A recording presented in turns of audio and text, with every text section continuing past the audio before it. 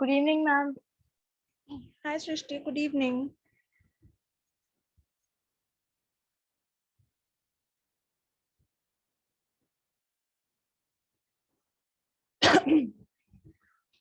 सृष्टि last chapter में कोई doubt है? कोई आपने क्वेश्चन किया हो, कुछ नहीं आ रहा हो तो पूछ लो। आज नेक्स्ट चैप्टर शुरू करेंगे। मैम एक्चुअली क्वेश्चन आंसर्स किए थे, उनमें से किन्हीं किन्हीं में प्रॉब्लम्स हैं। ओके, बताओ। मैम क्वेश्चन नंबर 4 में प्रॉब्लम है। क्वेश्चन फॉर, एक मिनट में बुक खोल लेती हूँ, एक second.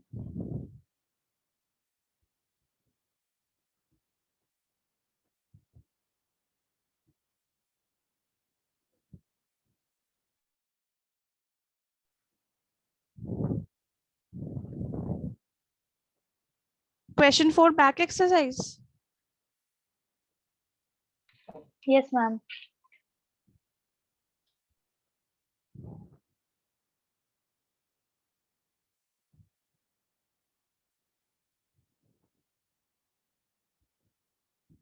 Offspring formed due to sexual reproduction have better chances of survival.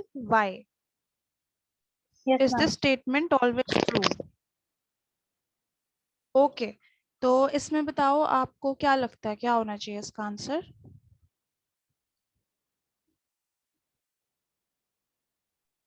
Ma'am क्योंकि मीटिंग और हमेशा होती है। ऑफस्प्रिंग का बेटर सर्वाइवल का चांस, ये पूछ रहा है वो। मतलब मेटिंग होने के बाद जब ऑफस्प्रिंग बन जाता है तो उसका बेटर सर्वाइवल।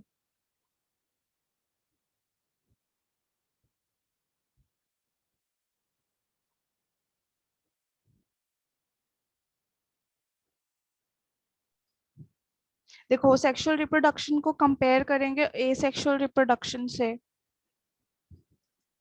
Yes ma'am. ठीक है? तो उसमें क्या पॉइंट आता है कि हम कहते हैं कि सेक्सुअल रिप्रोडक्शन बेटर है और एसेक्सुअल रिप्रोडक्शन में कम चांसेस होते हैं। मैम वेरिएशंस आते हैं इसलिए। करेक्ट, वेरिएशंस आते हैं which help the offspring to adapt to the environment. Okay ma'am. ठीक है, अब नेक्स्ट पार्ट है क्वेश्चन का। एक तो ये हो गया कि वाई, ठीक है, तो हम लिख देंगे कि सेक्सुअल रिप्रोडक्शन में वेरिएशन होती है, ठीक है, तो इससे बेटर चांसेस ऑफ सर्वाइवल रहते हैं। But is this statement always true, ये भी पूछ रहा है ये, तो इसमें क्या लिखोगे?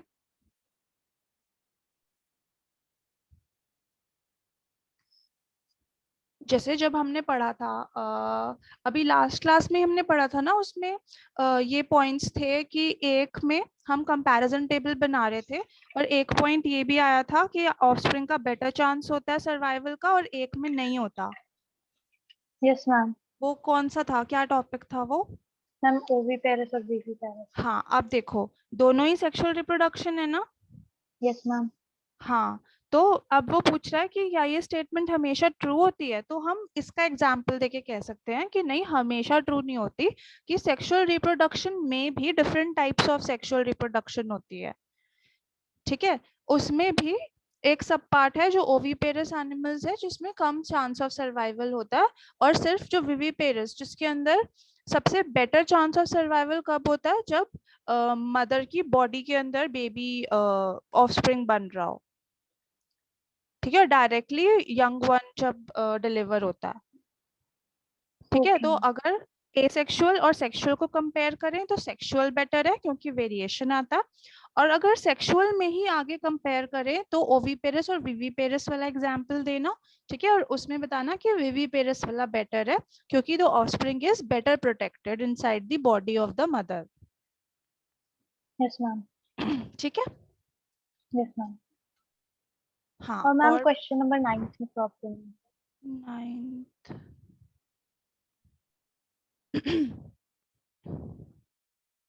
higher organisms have resorted to sexual reproduction in spite of its complexity. Why? अच्छा, हायर ऑर्गेनिजम्स मतलब कौन से?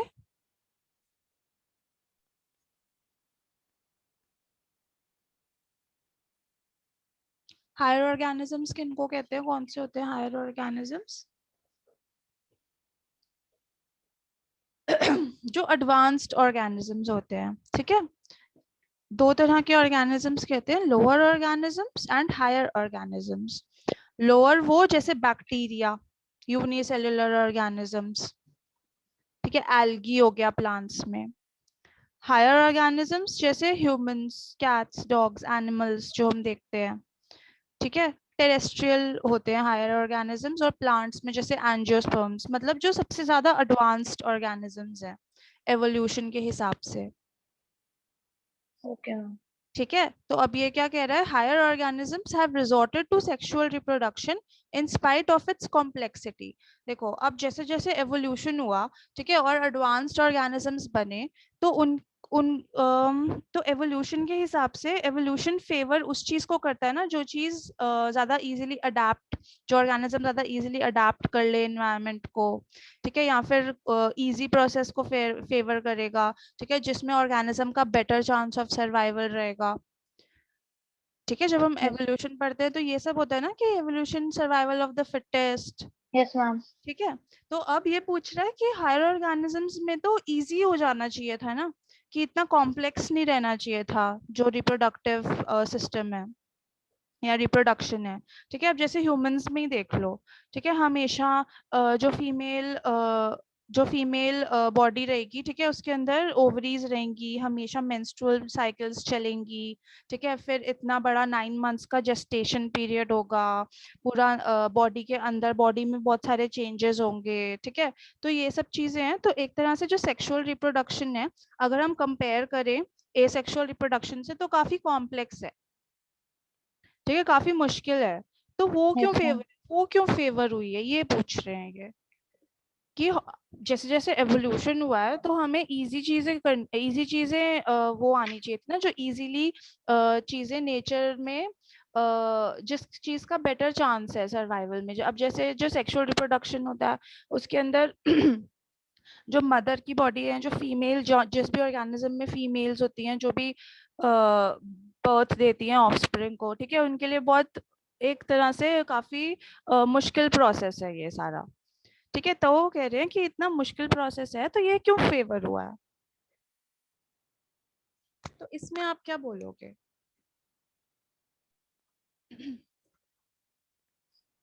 मैम क्योंकि वेरिएशंस देता है।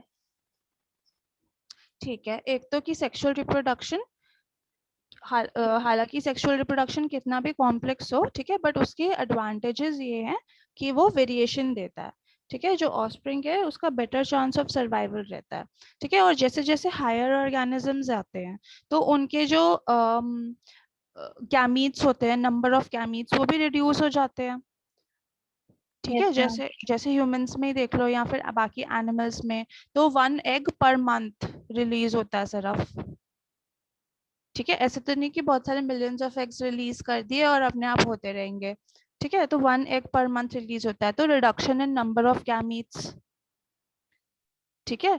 तो सेक्सुअल रिप्रोडक्शन से क्या क्या आया, एक तो reduction in number of gametes आया, ठीक है, फिर वेरिएशन आया, जिससे बेटर, इन दोनों चीजों से क्या होता है, better chance of survival of the offspring, ठीक है। और जो भी चीज बेटर चांस ऑफ सर्वाइवल, क्योंकि अब एवोल्यूशन तो सर्वाइवल पे डिपेंड करता है ना, कि कौन सा सबसे ज्यादा सर्वाइव कर सकता है, ठीक है, नेचर में हम उसी को फेवर करेंगे, यस मैम। ठीक है। तो आपको लिखना है that since evolution favours survival of the fittest, ठीक है। तो जो भी process of reproduction gives the best chance of survival of offspring, that will be favoured, okay ma'am. ठीक है। तो हायर ऑर्गेनिजम्स में even though the sexual reproduction process is complex, but it ensures the better survival of organisms as compared to, sexual हाँ, reproduction. हाँ, या फिर ऐसे लिख सकते हो as compared to other modes of reproduction, okay ma'am. ठीक है। और और ma'am question number 5। 5, yes ma'am. how does the progeny formed from asexual reproduction differ from those formed by sexual reproduction. इसमें क्या है, तो इजी है। एसेक्सुअल और सेक्सुअल रिप्रोडक्शन का वो निकालो अपना जो टेबल है। Yes ma'am. हाँ, तो उसके अंदर प्रोजेनी मतलब ऑफस्प्रिंग। तो वो डिफरेंट कैसे होते हैं, क्या क्या मैम डिफरेंट होते हैं? ऑफस्प्रिंग डिफरेंस होने चाहिए। हाँ मैम ऑफस्प्रिंग के बीच में डिफरेंस कितना है?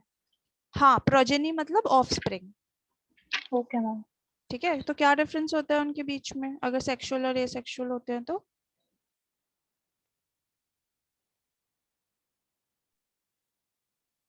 मैम वो क्लोन होते हैं और वो सिमिलर होते हैं। हाँ, विद स्लाइट वेरिएशन। ठीक है, similar to parents but with slight variation. ठीक है, और जो एसेक्सुअल के होते हैं they are exact copies of their parents, they are clones. Okay ma'am, बस ये। हाँ यस मैम। ठीक है, एग्जैक्ट। और एक ये वेरिएशन वाला भी एक पॉइंट लिख देना। ठीक है, कि उसके अंदर वेरिएशन नहीं होती प्रोजेनी में और उसमें होती है, ऐसे लिख देना। Okay ma'am. ठीक है।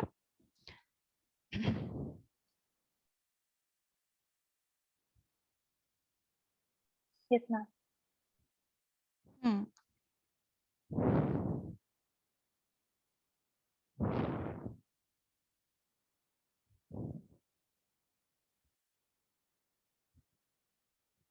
10th वाला आ गया। Explain why meiosis and gametogenesis are always interlinked.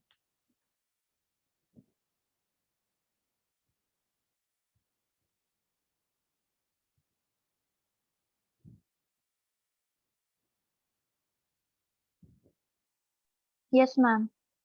क्या होगा इसका? मैम वो रिडक्शनल डिवीजन होती है, तो ma'am hmm, amount of gamete genetic material होता है वो रिड्यूस हो जाता है। और मैम जो गैमेट गैमेटोजेनेसिस होता है उसके अंदर process of formation of gametes होता है। हम्म, तो करेक्ट। मैम वो हैप्लॉइड्स होते हैं, गैमेट्स। हाँ ठीक है, करेक्ट, कि हैप्लॉइड्स हमेशा गैमीट्स होते हैं, तो हमेशा मियोसिस से ही वो बनता है। Yes ma'am. ठीक है, अगर डिप्लॉयड ऑर्गेनिज्म हो तो मियोसिस से ही गैमीट्स बनते हैं। ठीक है, 11th वाला आ गया ना, कि आपको प्लॉइडी, ये चीज जो हैप्लॉइड या डिप्लॉयड की कौन सी चीजें हैप्लॉइड हैं कौन सी चीजें डिप्लॉयड है, इस चीज को कहते हैं प्लॉइडी। यस मैम, वो हो गया था। ठीक है।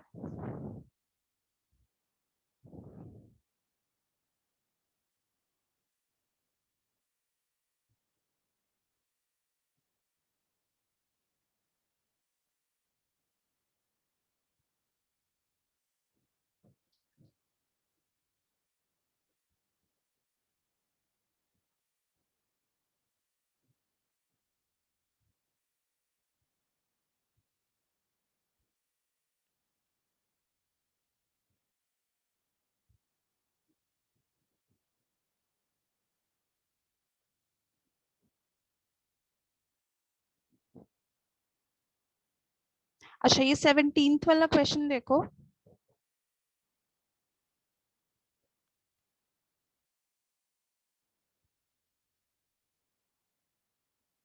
Yes ma'am. इसके अंदर लिखा है कुकुरबिट प्लांट। कुकुरबिट प्लांट्स कौन से होते हैं? हम सिट्रस। नहीं, सिट्रस तो वो हो गए नींबू, ऑरेंजेस। ठीक है, यस कुकुर मैम। कुकुरबिटा प्लांट्स वो होते हैं, देखो कुकुर से क्या याद आ रहा है, कुकुम्बर, कुकुम्बर। है ना? तो इस फैमिली के सारे प्लांट्स को कुकुरबिटा प्लांट्स कहते हैं। ठीक है, इसके अंदर आ जाता है जो चीजें अच्छी नहीं लगती ना खाने में, जैसे ये खीरा, घिया, टिंडा, तोरी, यस मैम। ये सारे होते हैं कुकुरबिटा में। Okay ma'am.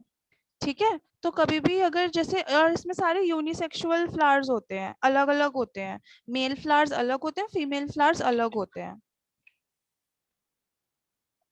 ओके ठीक मैम। है, तो कभी भी ऐसे आपको एग्जाम्पल लिखना हो या कुछ देना हो तो कुकुरबिटा फैमिली का लिख देना यूनिसेक्सुअल में। ठीक है, ओके मैम। कुकुम्बर लिख सकते हो, बॉटल गार्ड लिख सकते हो।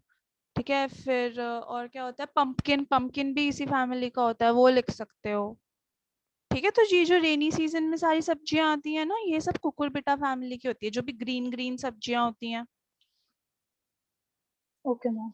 ठीक है, घिया, डंडा, तोरी, ऐसी वाली सारी सब्जियां। Okay ma'am. ठीक है, और इसमें कोई और डाउट है? No ma'am. चले फिर नेक्स्ट शुरू करें। Yes ma'am. मैम वो 16 ओ में था। हाँ, मैम उसमें ना बाइसेक्सुअल 16 प्लांट्स की डेफिनेशन तो हो गई थी, पर मैम एग्जांपल्स पे क्या लिखूं? एग्जाम्पल में एक तो पी प्लांट लिख दो। ठीक है, वो पढ़ा है अभी आपने? मेंडल वाला नहीं पढ़ा ना अभी? No ma'am. एक्सपेरिमेंट, अच्छा ठीक है, पी प्लांट लिख दो।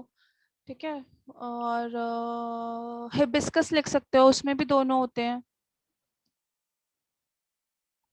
ठीक है, फिर लिलीज, लिलीज में दोनों होते हैं। देखे आपने? बुके में लिली होता है, उसके अंदर दोनों पार्ट दिख जाएंगे। लिली के बहुत बड़े बड़े बोल्ड बोल्ड पार्ट्स होते हैं, ऐसे छोटे छोटे नहीं होते, आराम से दिख जाते हैं। Okay ma'am. ठीक है, और मैरीगोल्ड लिख सकते हो, मैरीगोल्ड लिख सकते हो। Okay ma'am. और कौन से होते हैं, कोई एक बोलो,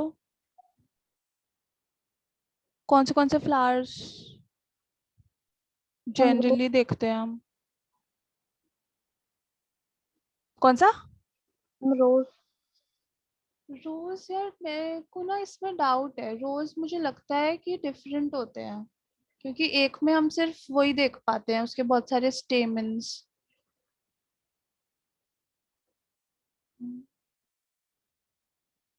और कोई बताना फ्लावर का नाम।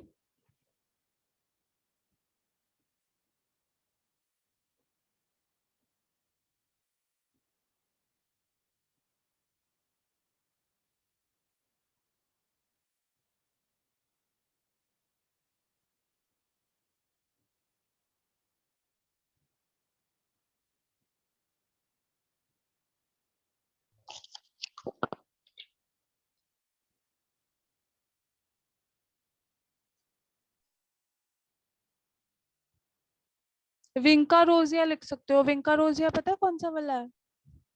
No ma'am. वो जो सदाबहार करके नहीं होता, एक पर्पल कलर का व्हाइट कलर का घर के बाहर लगा होता है। Yes ma'am. पता है वो वाला कौन सा होता है? Yes ma'am. हाँ वो वाला, उसको विंका रोजिया कहते हैं।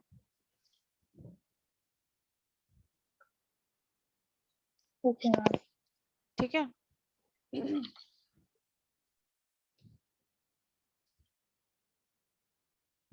ठीक है, और कोई इसके अंदर?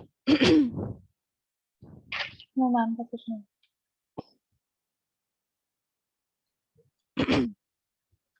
ओके, ठीक है, नेक्स्ट है रिप्रोडक्शन इन फ्लावरिंग प्लांट्स। ठीक है, इसके बारे में हमने लास्ट चैप्टर में ही थोड़ा सा पढ़ा था कि कैसे होती है फ्लावरिंग प्लांट्स में रिप्रोडक्शन। मेनली हमने पोस्ट फर्टिलाइजेशन इवेंट्स पढ़े थे और फर्टिलाइजेशन के टाइम पे क्या होता है। ठीक है, अब हमने जो पढ़ना है वो है सब कुछ, फ्लावर के पार्ट्स, फिर कैसे फॉर्मेशन होती है, फ्लावर में मेल गैमीट्स कैसे बनते हैं, कहाँ पे बनते हैं, फीमेल गैमीट्स जो एग होता है वो कैसे बनता है और कहाँ पे बनता है। ठीक है, और वो जो पॉलन ट्यूब वाला मैकेनिज्म होता है कि जो गैमीट्स होते हैं वो एग तक जाते हैं, वो भी डिटेल में पढ़े। ठीक है, लास्ट टाइम ये देखो, ये वाला जो पढ़ा था ना, अब यस इसमें सब मैम। कुछ डिटेल में पढ़ना है कि इसके अंदर क्या होता है, पॉलिनेशन के कितने टाइप्स हैं, कैसे होती है। ठीक है, from the formation of pollen grains till germination of a new seedling, हर कुछ डिटेल में पढ़ना है अब इस वाले चैप्टर में। ठीक है, तो क्योंकि आपको एक आउटलाइन पता है कि कैसे होता है, तो इतना मुश्किल नहीं लगेगा। ठीक है, तो let's start parts of a flower से।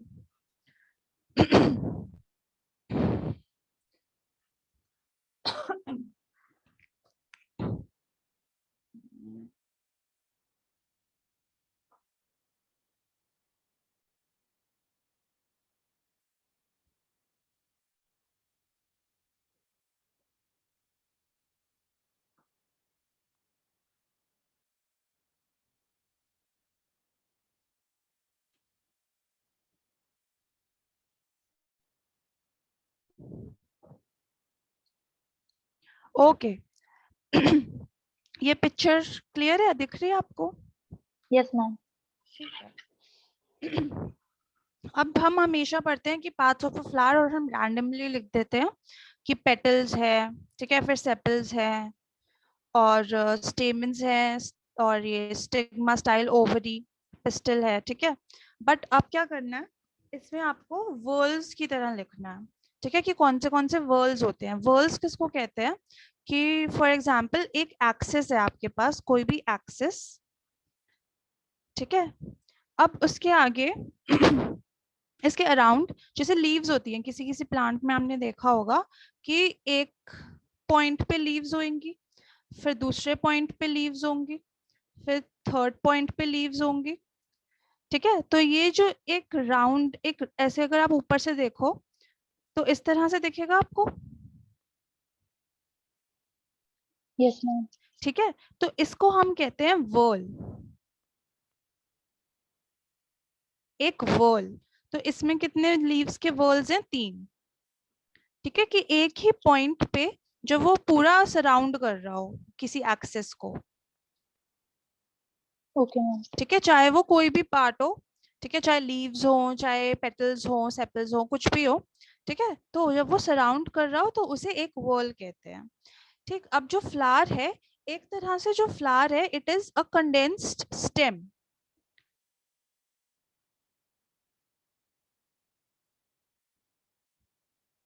कंडेंस्ड स्टेम या फिर शूट कह लो, कंडेंस्ड शूट, ठीक है। अब कंडेंस्ड शूट क्या हुआ कि नॉर्मली जो प्लांट में शूट होती है, इस तरह से लीव्स होंगी, ठीक है, अलग अलग वर्ल्स पे, और वो दूर दूर होंगी।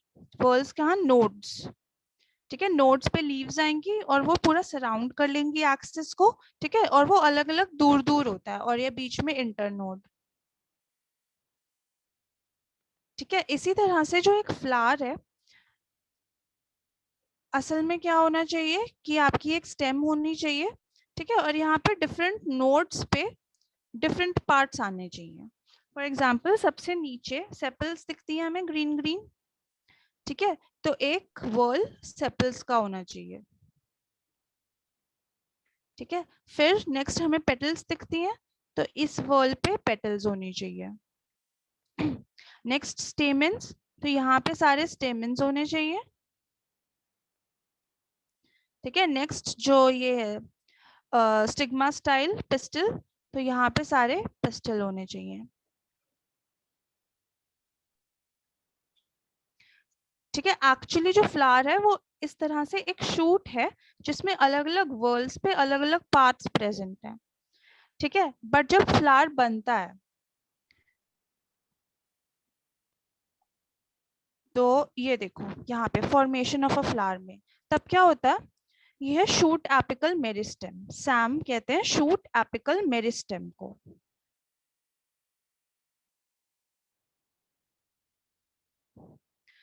ठीक है। एक शूट है उसमें डिफरेंट नोड्स पे, यहाँ पे हर एक नोड है, ठीक है, और बीच का पार्ट इंटरनोड है,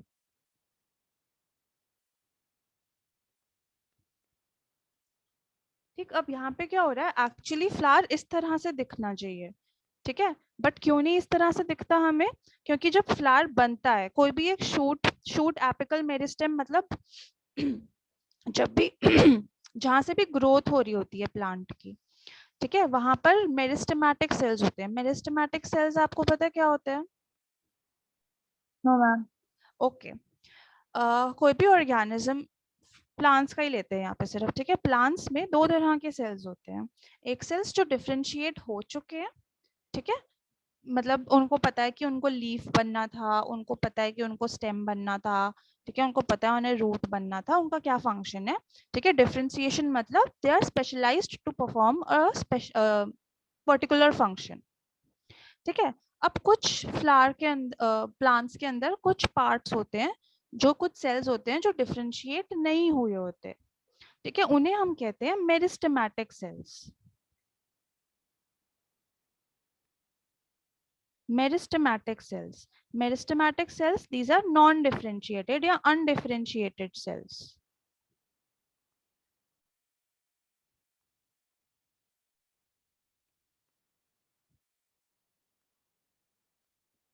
ठीक है, जैसे जब भी स्प्रिंग सीजन आता है तो कुछ बर्ड्स फॉर्म होती हैं, ठीक है, तो अगर तो अब जैसे ह्यूमंस हैं, ठीक है, हम हैं, हमारे तो सारे सेल्स डिफरेंशिएट हो चुके हैं, तो हम पे ऐसे कुछ ऐसे आउटग्रोथ फॉर्म नहीं होती ना ऐसे रैंडमली कि हम बाहर गए और धूप से आउटग्रोथ फॉर्म हो गई, ठीक नो है, बट मैम। प्लांट्स में ऐसा होता है, क्यों? क्योंकि उनके अंदर कुछ अनडिफरेंशिएटेड सेल्स अभी बचे होते हैं, ठीक है, वो जैसे जैसे उनके अंदर हॉर्मोन्स प्रोड्यूस होते हैं तो वो अपना पर्टिकुलर कोई न्यू लीव्स बना देगा, ठीक है, तभी उनके अंदर न्यू लीव्स आती रहती हैं, क्योंकि वो जो टिप होती है ना उनकी स्टेम की, वहां पे मेरिस्टेमेटिक सेल्स प्रेजेंट होते हैं, अभी वो अनडिफरेंशिएटेड होते हैं, और उनको पर्टिकुलर सिग्नल मिलता है कि अच्छा इस जगह पे अब लीव चाहिए, और या इस जगह पे और न्यू फ्लावर चाहिए, बड्स चाहिए, ठीक है, तो वो उनका काम होता है, जो अनडिफरेंशिएटेड मेरिस्टेमेटिक सेल्स होते हैं, तो उनका काम होता है कि अब जो प्लांट्स की नीड है, ठीक है, उनको पूरा करने के लिए वहां पे पर्टिकुलरली कौन सा पार्ट आना चाहिए, ठीक है। कभी कभी वहां पे लीफ होती है, लेकिन कभी कभी उधर से ब्रांच भी आ सकती है, तो ये सब फ्लावर के सेल्स डिसाइड करते हैं कि यहाँ से क्या आना चाहिए, उसके लिए उनको वहां पे अनडिफरेंशिएटेड सेल्स की जरूरत होती है, ठीक है, वरना अगर सारे सेल्स डिफरेंशिएटेड होंगे तो वहां से कुछ न्यू नहीं उग पाएगा, लेकिन प्लांट्स में हमेशा कुछ कुछ न्यू न्यू चीजें उगती रहती हैं, ठीक है, कहीं से लीफ आ गई, कहीं से बड आ गई, कहीं से ब्रांच आ गई, तो वो कहाँ से आती है? क्योंकि उनके पास ऑलरेडी कुछ मेरिस्टेमेटिक अनडिफरेंशिएटेड सेल्स होते हैं, ठीक है। तो जब फ्लावर फॉर्मेशन चाहिए होता है प्लांट को, जब वो जुवेनाइल फेज से हटके जब वो रिप्रोडक्टिव फेज पे जा रहा होता है, ठीक है, तो अब उनको रिप्रोडक्टिव ऑर्गन्स बनानी है, तो वो जो मेरिस्टेमेटिक सेल्स हैं वो पहले जुवेनाइल फेज में बहुत सारे लीव्स प्रोड्यूस कर रहे थे, स्टेम्स प्रोड्यूस कर रहे थे, ठीक है, अब वही जो सेल्स हैं जब वो रिप्रोडक्टिव फेज में आ जाता है प्लांट, तो वो क्या प्रोड्यूस करने लगते हैं अब?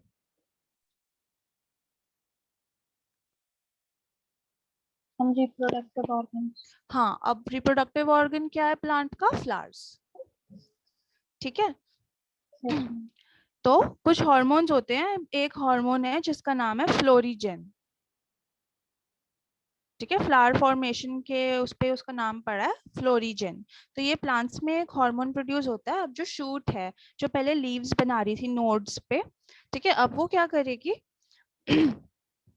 वो इस तरह से सेपल्स अलग अलग नोड पे अलग अलग वॉल बना देगी, ठीक है, हम हर एक नोड पे जो सराउंडिंग पार्ट्स होते हैं उनको वॉल कहते हैं, ठीक है, तो ये फर्स्ट वॉल है, ये सेकंड वॉल है, ये थर्ड वॉल है, और ये फोर्थ वॉल है, ठीक है, फर्स्ट वॉल में सेपल्स आ गए, सेकंड वॉल में पेटल्स आ गए, थर्ड वॉल में स्टेमन्स आ गए, और लास्ट में पिस्टल आ गए, ठीक है।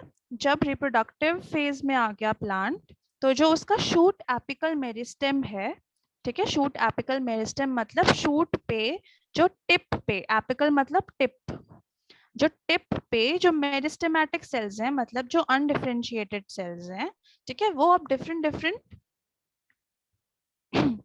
वॉल्स बना रहे हैं, ठीक है, उसको हार्मोन ने ट्रिगर किया, हार्मोन प्लांट्स में हार्मोन रिलीज हुआ जिसका नाम है फ्लोरीजन, ठीक है, और उसने प्लांट को सिग्नल किया कि अब तुम लीव्स बनाना बंद करके, अब हम रिप्रोडक्टिव फेज में आ गए हैं, अब तुम्हें रिप्रोडक्टिव ऑर्गन्स बनाने पड़ेंगे, ठीक है, तो इस चीज को हम कहते हैं इनफ्लोरेसेंस एक्सिस, ठीक है, इनफ्लोरेसेंस मतलब जो जिस भी प्लांट की शूट पे फ्लावर्स आने वाले हो, ठीक है, या फ्लावर्स आए उसको इनफ्लोरेसेंस कहते हैं, ठीक है, और जो भी ये शूट होता है उसको इनफ्लोरेसेंस एक्सिस कहते हैं जिसके ऊपर फ्लावर्स आएंगे, ओके मैम।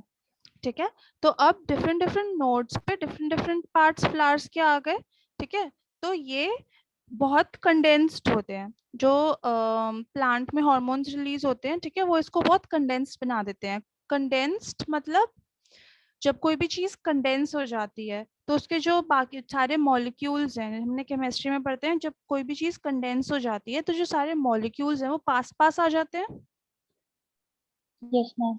ठीक है, तो यहाँ पे अगर मैं कह रही हूँ that flower is a condensed shoot, इसका मतलब क्या है कि जो सारे नोड्स हैं, ठीक है, वो बहुत पास पास आ जाते हैं, अभी यहाँ पे दूर दूर है, ठीक है, तभी हम एक फ्लावर को इस तरह से देख पाते हैं, अब क्या होगा, एक सेपल्स वाली नोड जो यहाँ पे है, ठीक है, ये सब सेपल्स है, और इसके पास ही हमें पता भी नहीं चलेगा, हमें लगेगा एक ही साथ है वो सब, लेकिन एक्चुअली वो अलग अलग नोड्स होती हैं, ठीक है। अब नेक्स्ट पेटल्स भी यहीं पे आ जाएंगे, ठीक है, फिर स्टेमन आ जाएंगे, और फिर एंड में पिस्टल कार्पल आ जाएगा, ठीक है, और ये बन गया फ्लावर, ठीक है। Okay, ma'am. इसलिए इसी वजह से हम फ्लावर को कहते हैं that it is also a condensed shoot, ठीक है, और इसलिए हर एक पार्ट को हम डिफरेंट डिफरेंट वर्ल्स के नाम से बुलाते हैं। तो ये सब हो गए वर्ल्स, ठीक है, क्योंकि एक्चुअली वो ऐसे डिफरेंट डिफरेंट नोड्स पे प्रेजेंट थे, इसलिए अब हम उन्हें वर्ल्स कहते हैं, Okay, ma'am. ठीक है। ये रैंडम नहीं होता, एक वर्ल में जैसे अगर सेपल्स का वर्ल है तो उसमें सारी सेपल्स ही होंगी, पेटल्स का वर्ल है तो सारी पेटल्स ही होंगी, ठीक है। रैंडमली अरेंज्ड नहीं होता फ्लावर पे कि कहीं से पेटल्स आ जाएंगी कहीं से सेपल्स आ जाएंगी, वो बहुत ऑर्गेनाइज्ड होता है, ठीक है। तो इस तरह से Okay. एक फ्लावर के अंदर देयर आर 4 मेन वॉल्स, ठीक है, और ये उनके नाम है। लोअर मोस्ट वॉल जो है यहाँ पे क्या है, फर्स्ट वॉल क्या है, सेपल्स का, ठीक है, इसको हम कहते हैं कैलिक्स, कैलिक्स के अंदर सारी सेपल्स आ जाती है, ठीक है। Okay, ma'am. सेपल्स, सेपल्स पता है ना, सेपल्स कौन सी वाली होती है, Yes, ma'am. जो ग्रीन कलर की होती है नीचे लीफी लीफी, Yes, ठीक है, ma'am. उनका फंक्शन क्या होता है सेपल्स का, हम pollination में indirectly help करते हैं. सेपल्स, सेपल्स कैसे इनडायरेक्टली हेल्प करेंगे पॉलिनेशन में, पर्टिकुलरली जब वो तब हम कहते हैं कि वो एक्सेसरीज उसके साथ, पेटल्स और सेपल्स एक्सेसरी वर्ल्स हम इनको इसलिए कहते हैं क्योंकि वो इनडायरेक्टली पॉलिनेशन में हेल्प करते हैं, बट एक्चुअली सिर्फ अगर सेपल्स को देखें तो सेपल्स का क्या फंक्शन होता है, वो तो शोई भी नहीं होते, उनके अंदर फ्रेग्रेंस भी नहीं होती, Ma'am, you are particular not colours. audible. क्या चीज, hello, hello,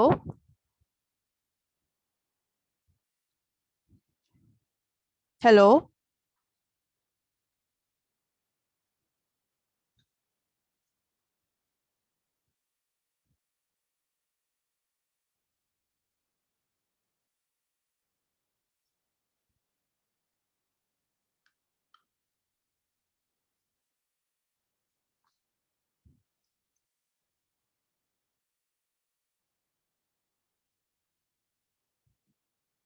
hello. Yes, ma'am. हाँ, मैं पूछ रही थी कि सेपल्स का अलग से क्या फंक्शन होता है,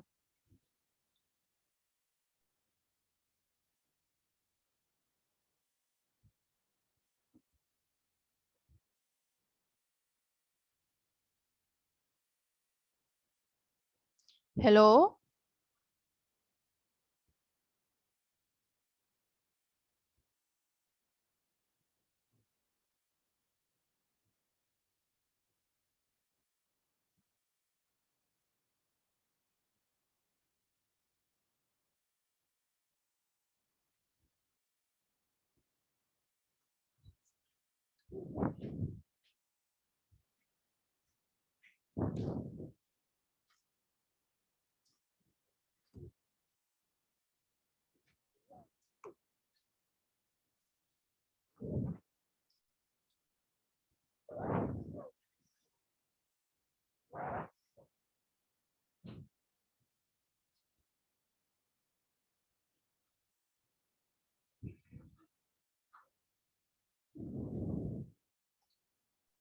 Yes, ma'am. हाँ, क्या हुआ, बार बार डिस्कनेक्ट हो रहा है, मैम आपकी वॉइस नहीं आ रही थी. अच्छा, अब आ रही है। Yes, ma'am. हाँ, तो बताओ सेपल्स का फंक्शन क्या होता है, मैम प्रोटेक्ट करता है वो हाँ, किसको, reproductive organ. क्या रिप्रोडक्टिव ऑर्गन होता है? ओवरी। रिप्रोडक्टिव, पूरा फ्लावर ही एक रिप्रोडक्टिव ऑर्गन है। Yes ma'am. प्लांट्स के लिए पूरा फ्लावर एक रिप्रोडक्टिव ऑर्गन है, सिर्फ ओवरी नहीं है।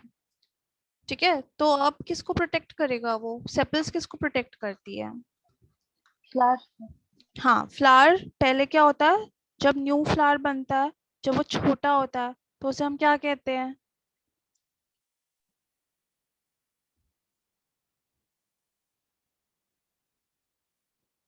जब उसके पूरे पेटल्स खुले भी नहीं होते तो हम उसको क्या कहते हैं, फ्लावर को?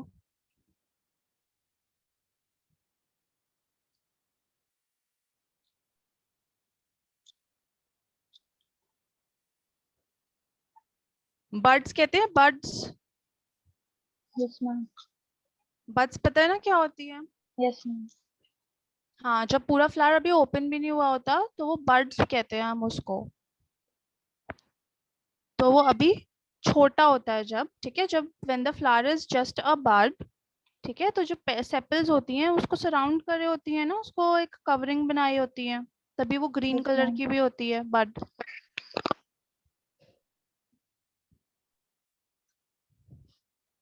हेलो। Yes ma'am. हाँ, तो जो सेपल्स हैं, जो ये वाला वर्ल है कैलिक्स पूरा, ठीक है, उसका काम क्या है, that it protects the flower when it is just a bud. Okay ma'am. ठीक है, क्योंकि अभी बहुत छोटा होता है और उसके बहुत अभी जो पेटल्स वगैरह होते हैं वो बहुत अगर तुम उसको टच करोगे तो वो गिर भी सकते हैं, इसलिए वो प्रोटेक्शन के लिए होता है। ठीक है, कि अंदर से पूरा पहले वो डेवलप हो जाए और फिर बड्स खुलती हैं और फिर वो एक फ्लावर बनता है। ठीक, अब नेक्स्ट वॉल क्या है? कोरोला। ठीक है, नेक्स्ट वॉल, सेकेंड वाले वॉल में क्या चीजें आती हैं? पेटल्स। Petals, correct. ठीक है, तो उस जब पूरे वॉल, जब एक साथ पूरा वॉल है उसको कहते हैं कोरोला।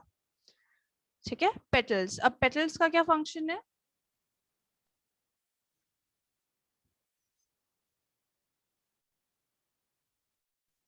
पेटल्स का क्या फंक्शन होगा?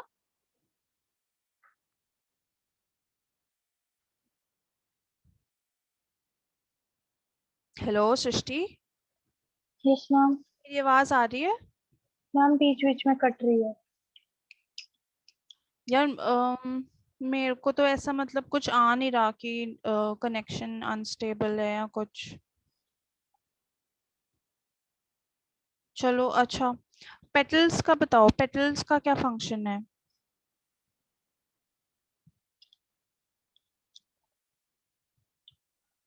पेटल्स का तो क्या कुछ फंक्शन नहीं है?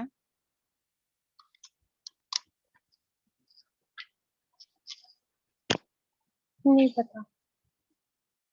पेटल्स किस लिए होती है? तुमने तो गिव अप ही कर दिया, नहीं पता। कोई भी पार्ट होता है कुछ तो फंक्शन होगा ना उसका। पेटल्स, पेटल्स कैसी दिखती हैं, क्या काम है उनका, क्या कुछ तो फंक्शन पता होगा।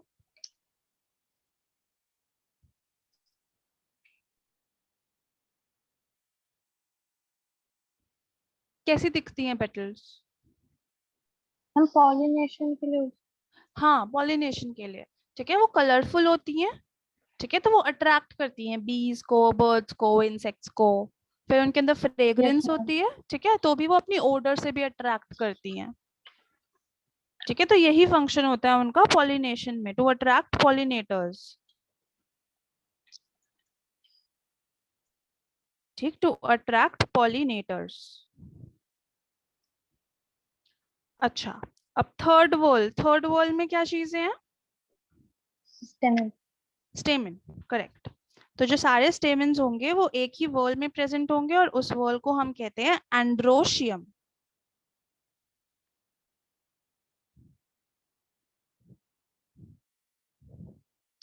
ठीक, अच्छा, स्टेमन्स आ गए इसके अंदर। अब स्टेमन्स क्या करते हैं, स्टेमन्स का क्या फंक्शन होगा? मैम थर्ड फिलामेंट से पोलन ग्रेन स्टिग्मा तक पहुंचाने का। ठीक है, तो स्टेमन्स में मेनली मेल गैमीट्स बनते हैं, ये कह सकते हैं हम। Yes ma'am. ठीक है, मेल गैमीट्स जो कि है पॉलन ग्रेन के अंदर। अच्छा, पॉलन ग्रेन मेल गैमीट नहीं होता, ठीक है, जो मेल गैमीट होता है वो इनसाइड द पॉलन ग्रेन होता है। Okay ma'am. ठीक है, yes male ma'am. Gametes form inside the main function होता है। अब last pistol. Correct, pistol.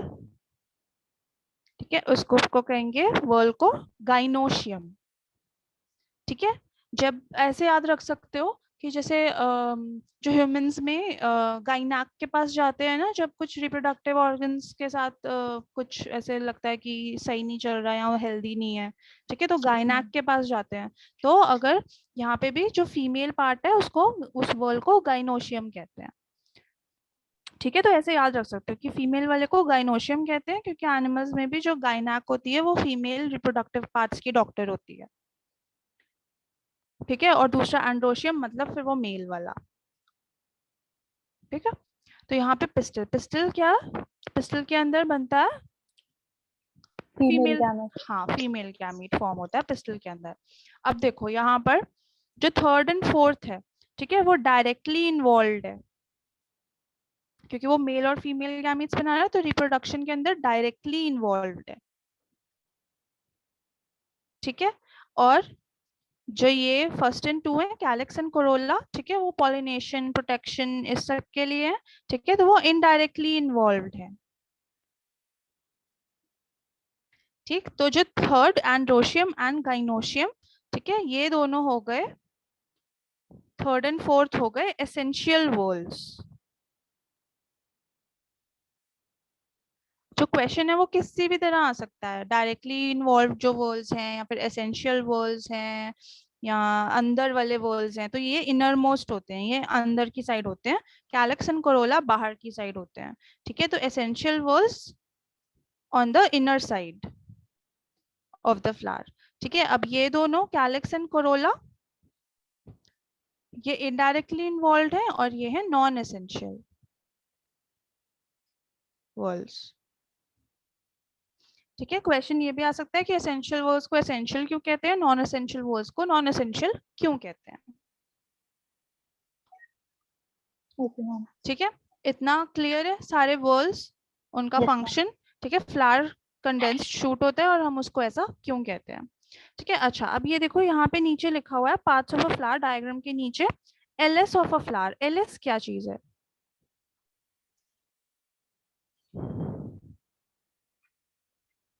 Life span. नहीं, एलएस होता है लॉन्गिट्यूडनल सेक्शन। ठीक है, आपने देखा होगा कभी कभी टीएस लिखा होता है, ठीक है, ऐसे डायग्राम्स के नीचे कि टीएस ऑफ आंथर या टीएस ऑफ कोई भी पार्ट, तो इस तरह से एक एलएस होता है। अब टीएस और एलएस में क्या डिफरेंस हो गया, देखो फॉर एग्जांपल आपके पास एक क्यूब है, ठीक है, इस तरह से। अब हमने इसको काटना है और हमने देखना है अंदर क्या है इसके। ठीक है, जो हाँ लास्ट चैप्टर में वो कराया था ना प्लेसेंटेशन वाला, ओव्यूल्स था जिसके अंदर, उसके अंदर नीचे टीएस लिखा होएगा। ठीक है, एक बार देखना।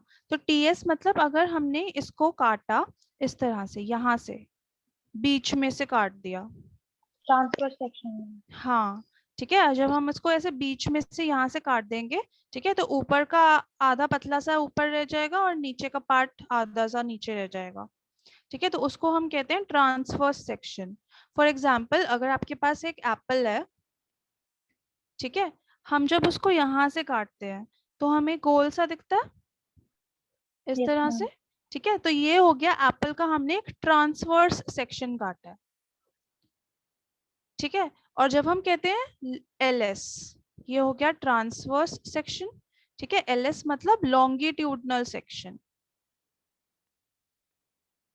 लॉन्गिट्यूडनल मतलब अगर एप्पल को आप इस तरह से काटो तो इस तरह से दिखेगा।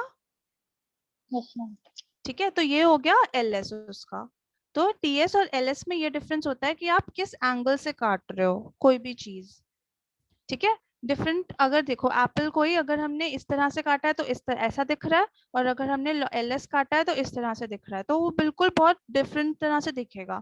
तो हम कैसे डिसाइड करते हैं कि हमें पर्टिकुलर चीज का टीएस काटना है या एलएस काटना है?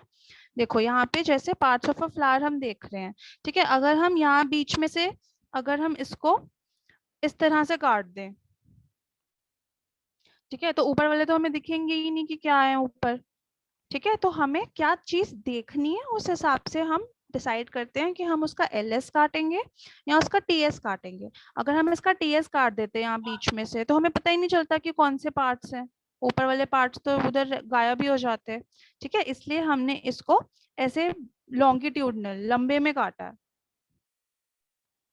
ठीक है, ताकि हमें सारे पार्ट्स दिखे। तो बायो में ये बहुत होता है कि आपको क्वेश्चंस भी ऐसे ही आएंगे कि draw a TS of ovary या ड्रॉ एलएस ऑफ ओवरी, ठीक है, तो कभी कभी दोनों आपको दिए होते हैं कि इसका टीएस कैसा दिखेगा, इसका एलएस कैसा दिखेगा, ठीक है, तो वो चीज ध्यान रखने वाली है कि आपको क्वेश्चन में क्या काटने के लिए कह रहे हैं, ठीक है, कैसा सेक्शन काटने के लिए कह रहे हैं, ठीक है, तो बायो में कौन किस तरह से, क्योंकि सब कुछ सेक्शन पे ही चलता है, ठीक है, सारे डायग्राम सब कुछ सेक्शन के हिसाब से ही हम सारे सेल्स हम देखते हैं, ठीक है, वो सेक्शन काट के ही देखते हैं स्लाइड्स में, ठीक है, तो टीएस और एलएस से बच नहीं सकते, तो हमेशा टीएस और एलएस आपको क्या चीज देखनी है उस पर डिपेंड करता है, और क्वेश्चन में भी ऐसे इसी तरह से आएगा कि draw TS of this, draw LS of this, ठीक है, तो वहां पे वो क्वेश्चन में बहुत इंपॉर्टेंट है कि आप देखो कि उन्होंने क्या पूछा है, एलएस पूछा है कि टीएस पूछा है किसी चीज का। Okay ma'am. ठीक है,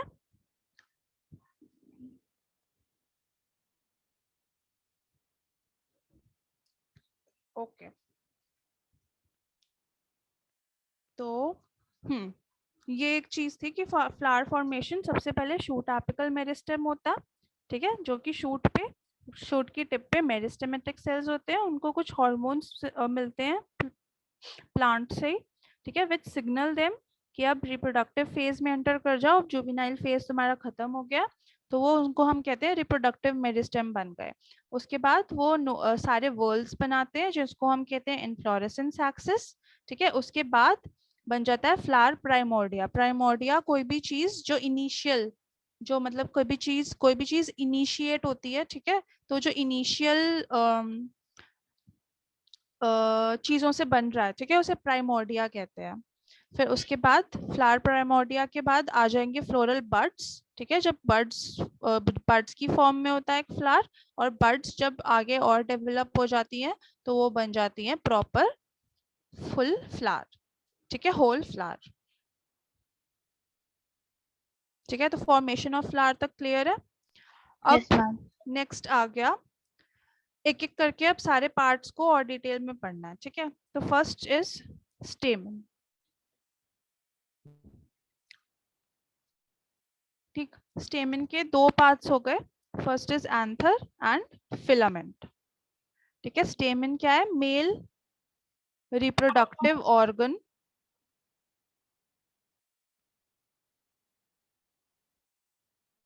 ऑफ प्लांट्स, ठीक है, स्टेमन is male productive organ of plants. अच्छा, एक और बात बतानी थी कि जैसे यहाँ पे देखो, अगर जो नॉन एसेंशियल वर्ड्स हम कह रहे हैं, ठीक है, अगर ये ना भी हो किसी फ्लावर के अंदर, ठीक है, बहुत सारे फ्लावर्स ऐसे होते हैं जिसके अंदर सारे वर्ड्स नहीं होते, ठीक है, अगर ये ना भी हो तो भी हम उसे फ्लावर कहेंगे। मैम अगर नॉन एसेंशियल वाले ना हो? क्या, फिर से बताना, आपकी आवाज कट गई।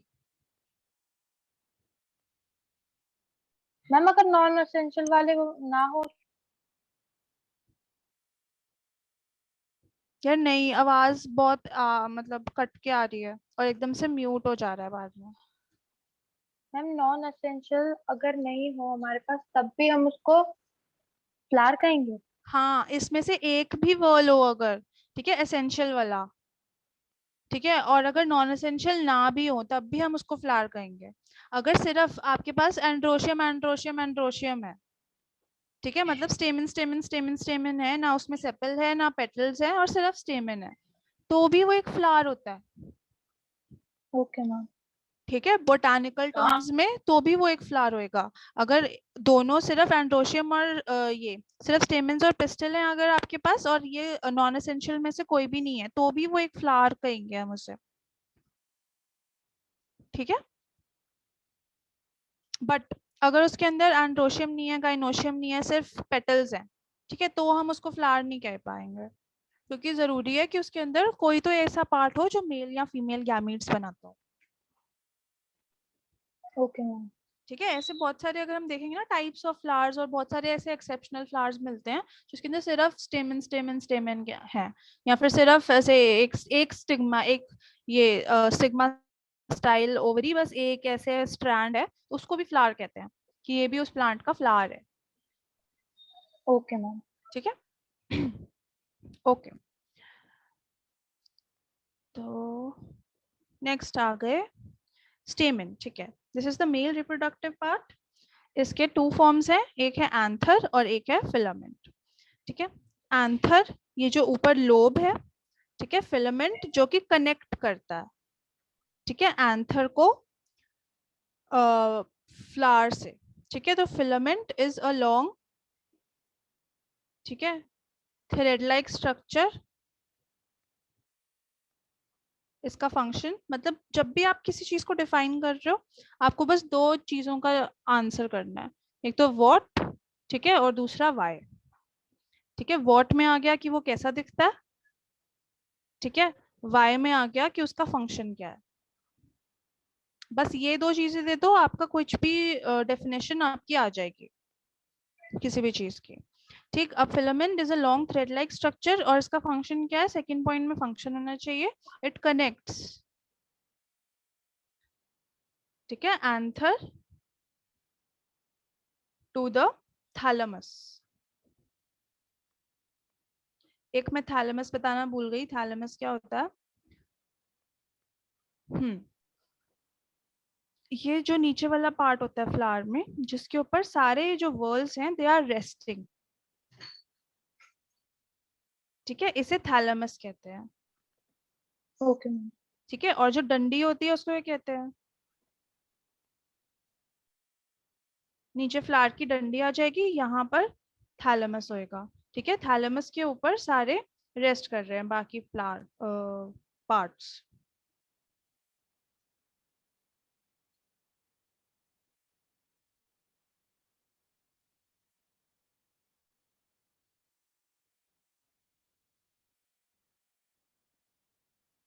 ठीक, तो filament long thread like structure which connects the anther to the thalamus.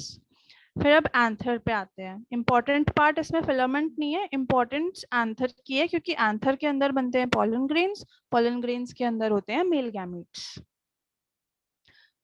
ठीक, अब देखो यहाँ पे डिटेल्ड स्ट्रक्चर। अच्छा ये बताओ, ये कौन सा सेक्शन काटा है इन्होंने, ट्रांसवर्स सेक्शन काटा है कि एलएस काटा है, टीएस या एलएस। मैम एक टी है। एंथ, करेक्ट, ये टीएस है। ठीक है, अब हमने टीएस काटा इसके अंदर, तो हमने देखा कि इसके अंदर क्या क्या स्ट्रक्चर होते हैं। ठीक है, अब ये एंथर है, तो इस एंथर में there are 4 lobes, sorry 2 lobes, एक ये वाली लोब और एक ये वाली लोब। ठीक है, फर्स्ट एंड सेकंड, इसको एक एक लोब कहेंगे। ठीक है, तो मतलब जो ये एंथर है दिस इज बाइलोब्ड। बाइलोब्ड मतलब उसके अंदर 2 लोब्स हैं। ठीक है, हर एक लोब के अंदर यहाँ पे पॉलन सैक्स है, 1 2, एक लोब के अंदर, और दूसरी लोब के अंदर भी 2 पॉलन सैक्स हैं। Okay ma'am. ठीक है, तो इसका मतलब इसको हम कहते हैं थीका। थीका मतलब पॉलन सैक्स।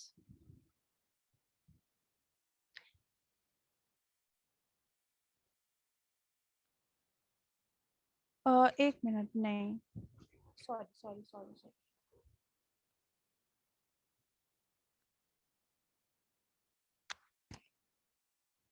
पॉलन सैक्स को थीका नहीं कहते, थीका कहते हैं जो लोब्स हैं, ठीक है, उनके अंदर जो खाली स्पेस है। ठीक है, तो अगर 2 लोब्स हैं, ठीक है, तो वो उनके अंदर थीका भी 2 ही होंगे। Okay ma'am. ठीक है, इनको थीका कहते हैं। जैसे जो लोब्स हैं ठीक है, उनको उसके अंदर जो खाली स्पेस है हम उसको थीका कहते हैं, और थीका के अंदर पोलन ग्रेन, पोलन सैक्स होते हैं। ठीक है, तो अगर 2 थीका है, ठीक है, तो इसका मतलब उसके अंदर हर एक थीकस में, एक थीका में 2 पोलन सैक्स होंगे। ठीक है, तो अगर देर आर 2 थीका मतलब डाइथीकस, ठीक है, इसका मतलब 4 पोलन सैक्स होंगे। ठीक है, और जब 4 पोलन सैक्स होते हैं हम उसको कहते हैं टेट्रास्पोरेंजिएट। ठीक है, ओके ये टर्म्स हैं जिससे हम डिस्क्राइब करते हैं कि आंसर कैसा होएगा। ठीक है, अब बहुत सारे आंसर होते हैं, डिफरेंट फ्लावर्स में डिफरेंट तरह के आंसर होते हैं। ठीक है, जो जनरली देखा गया है एंजियोस्पर्म्स के अंदर। ठीक है, एंजियोस्पर्म्स में जो आंसर होते हैं, ठीक है, उसके लिए जो टर्म्स हैं, एक तो है बाइलोब्ड, ठीक है, कि उसके अंदर 2 लोब्स होती हैं। ठीक है, एक लेफ्ट साइड में एक राइट साइड में। ठीक है, फिर डायथीकस, 2 थीका होते हैं उन लोब्स के अंदर ही। ठीक है, और वो डायथीकस में हर एक थीका में 2 पोलन सैक्स होते हैं, मतलब अगर आपके पास 2 थीका है तो उसके अंदर 4 पोलन सैक्स होंगे, और उसको हम कहते हैं टेट्रास्पोरेंजिएट। तो ये 3 टर्म्स हैं जो लर्न करनी है। ठीक है, फॉर एंथर ऑफ एंजियोस्पर्म्स, जो जनरली देखा जाता है। ठीक है, they are bilobed and they are tetrasporangiate. Okay. ठीक है, हर एक जो पोलन सैक है उसके अंदर पोलन ग्रेन्स बनेंगे। ठीक अच्छा, जो ये लोब्स हैं, अच्छा नीचे एक डायग्राम है, हाँ देखो, अब जो ये लोब्स हैं, ये हो गई, ये एक लोब है, ठीक है, और ये दूसरी लोब है। हमें कैसे पता चल रहा है कि ये 2 लोब्स हैं? क्योंकि they are connected with a connective tissue, बीच में एक कनेक्ट, बहुत सारे सेल्स हैं, ठीक है, जो कनेक्टिव टिश्यू की तरह काम करते हैं, वो एक लोब को दूसरी लोब से जोड़ देते हैं। ओके। ठीक है, इसका और डिटेल्ड स्ट्रक्चर होता है इस तरह से। ठीक है, ये एक लोब, ये दूसरी लोब, और बीच में यहाँ कनेक्टिव टिश्यू है। ठीक है, तो this is 1 lobe, this is 2 lobe, मतलब ये हो गया बाइलोब। ठीक है, और जो यहाँ पर है इसको कहते हैं लाइन ऑफ दिहाइसेंस। यहाँ से दिहाइसेंस होती है। लाइन ऑफ दिहाइसेंस में क्या होता है, जैसे इसकी जो वॉल्स हैं, ठीक है, बाकी जगह तो थोड़ी मोटी मोटी होंगी, ठीक है, बट जहां पर दिहाइस होएगा, दिहाइसेंस मतलब जहां से वो ब्रेक होएगा, ठीक है, टू रिलीज पॉलन ग्रेन्स। ठीक है, जिस पॉइंट से वो ब्रेक होता है उसको लाइन ऑफ दिहाइसेंस कहते हैं। तो हमें कैसे पता चलेगा लाइन ऑफ दिहाइसेंस कहाँ है? बस वहां पे जो वॉल्स हैं वो बहुत एक सिंगल सेल्ड वॉल होती है वहां पे, बस ताकि वो एकदम से टूट सके, ठीक है, to release pollen grains. Okay. ठीक है बाकी जगह पे वॉल लेयर्स बहुत सादा होती है, बट जो एक पॉइंट है जहां से वो दिहाइसेंस होता है उसको हम कहते हैं लाइन ऑफ दिहाइसेंस। वहां पे एक सिंगल लेयर्ड वॉल होती है सिर्फ, ठीक है, ताकि इजीली ब्रेक हो सके और यहाँ से जो अंदर पॉलन ग्रेन्स बन रहे हैं वो बाहर जा सके, रिलीज हो सके। ठीक है, तो अब ये बीच में कनेक्टिव टिश्यू है, this is 1 lobe, this is 2nd lobe, यहाँ पे आ गया लाइन ऑफ दिहाइसेंस। ठीक है, बीच में इन दोनों के लोब्स के बीच में कनेक्टिव टिश्यू है, मतलब ये दोनों अलग अलग हैं, बट यहाँ पे जहाँ पे दिहाइसेंस हो रहा है, ठीक है, वहां पे ऐसे कुछ पूरा अलग नहीं है, पूरा डिवाइडेड नहीं है। ठीक है, सिर्फ एक पॉइंट है हल्का सा जो अंदर को है। ठीक है, तो इसलिए इसको अलग लोब नहीं, इनको अलग लोब्स नहीं कहेंगे, एक ही लोब कहेंगे। ठीक है, तो ये हो गया, एक तो ये बाइलोब्ड है। ठीक है, बाइलोब मतलब डायथीकस। ठीक है, वही टर्म का एक डिफरेंट वर्ड है। ठीक है, साइंटिफिक वर्ड है बस, थीका। ठीक है, लोब वाली टर्म का ही साइंटिफिक वर्ड है थीका, ओके। तो इसलिए बाइलोब कह दो, थीका बाइलोब कह दो, या डायथीकस कह दो। ओके। ठीक है, बट आपको दोनों टर्म्स याद रखनी है। ठीक है, अब हर एक लोब के अंदर यहाँ है pollen sac. ये हो गया pollen sac. ठीक है, हर एक pollen sac के अंदर कुछ सेल्स होते हैं. ठीक है, इनको हम कहते हैं pollen mother cells.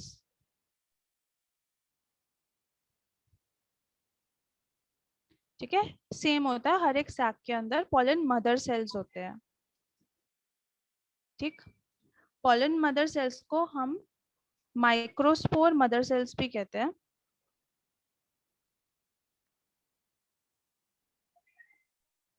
ठीक है, pollen mother cells is equal to microspore mother cells, मतलब जो pollen है it is equal to microspore. एक pollen को हम एक माइक्रोस्पोर भी कहते हैं.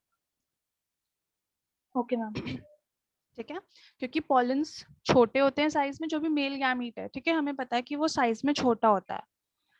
Yes ma'am. ठीक है, तो सारे मेल गैमीट्स को सारे प्लांट्स में हम माइक्रोस्पोर कह सकते हैं. ओके. ठीक है, तो पॉलन मतलब माइक्रोस्पोर, और जो भी फीमेल पार्ट होता है, ठीक है, एग्स होते हैं वो बड़े होते हैं. ठीक है, उनको हम मेगास्पोर कहते हैं. ओके. ठीक है, माइक्रो मतलब कोई भी छोटी चीज. ठीक है, माइक्रोस्कोपिक कहते हैं ना, मतलब बहुत छोटी. यस तो मैम. इसलिए पॉलन को माइक्रोस्पोर कहा. ठीक है, मदर सेल्स क्यों कहते हैं, क्योंकि अभी इनके अंदर मियोसिस होगी और फिर ये पॉलन ग्रेन्स बनाएंगे. Okay ma'am. ठीक है, तो जनरली ये है. अब यहाँ पे क्योंकि देयर आर 4 pollen sacs, ठीक है, तो टेट्रास्पोरेंजिएट.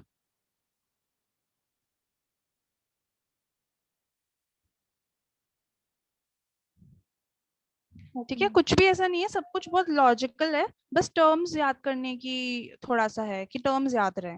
ठीक है, बाकी कुछ भी ऐसा नहीं है जो आउट ऑफ लॉजिक जा रही हो चीज. ठीक है, इस पूरे को हम क्या कहेंगे, इस पूरे स्ट्रक्चर को एंथर.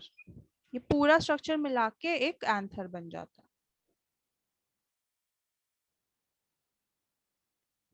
Yes ma'am. ओके, अब कुछ एग्जांपल्स हैं, जैसे मालवेसी फैमिली. मालवेसी फैमिली में जैसे कि हिबिस्कस फ्लावर्स होते हैं.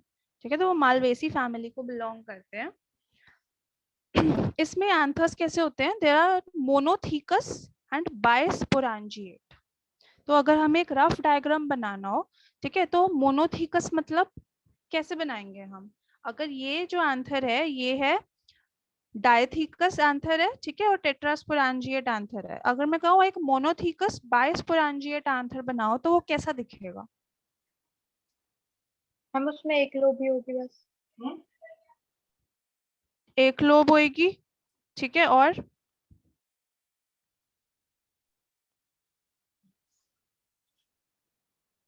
और मैम पॉलन मदर सेल का भी एक लोब. देखो बाय बाय लिखा है, बाय. बाय दो मतलब होंगे. दो. ठीक है, तो इस तरह से पोलन सैक्स होंगे इस तरह से. तो जब हम उस एंथर को काटेंगे तो वो अंदर से इस तरह से दिखेगा उसका transverse section. Okay ma'am. Next एक एग्जांपल है एंजियोस्पर्म्स में ही. एक प्लांट है जिसको कहते हैं आर्स्यूथोबियम. उसमें कैसे होते हैं एंथर, दे आर मोनोथीकस मोनोस्पोरेंजिएट. तो अगर हम उसका सेक्शन करेंगे तो वो कैसा दिखेगा. मैम एक ही लोब और एक ही. एक ही क्या,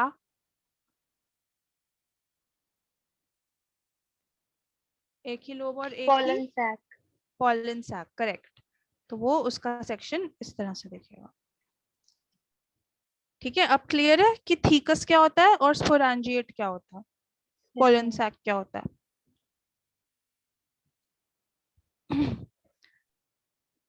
ठीक है, तो जो एंजियोस्पर्म में क्या होता है, कैसा आंसर होता है.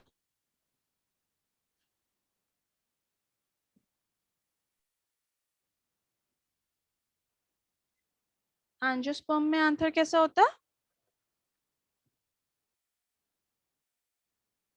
हेलो.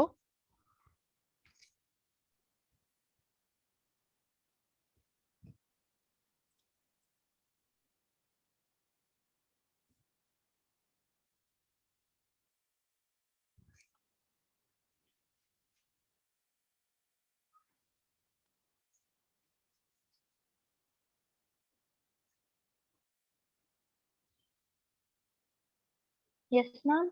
हाँ, एंजियोस्पर्म में एंथर कैसा होता है, क्या हम उसे कैसे डिस्क्राइब करेंगे एंजियोस्पर्म, जनरली एक एंजियोस्पर्म में एंथर को?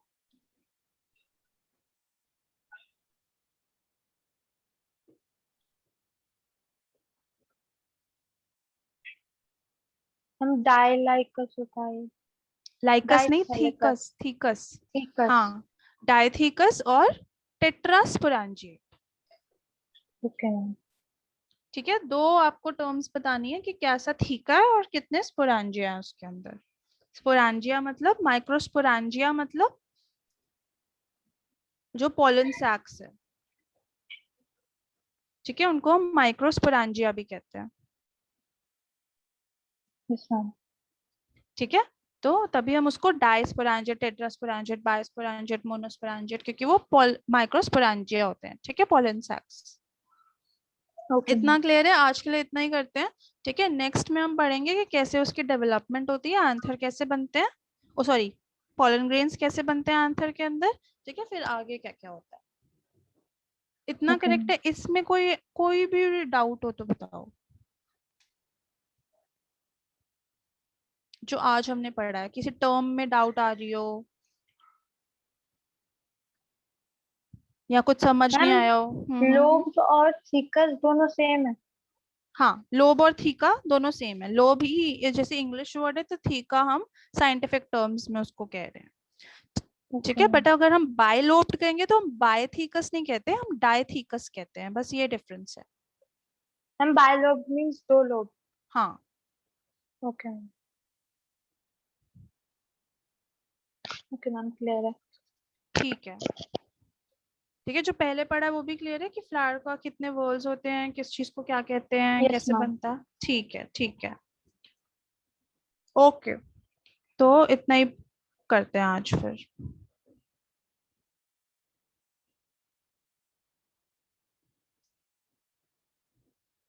Okay, thank you ma'am. Okay, okay, thank you.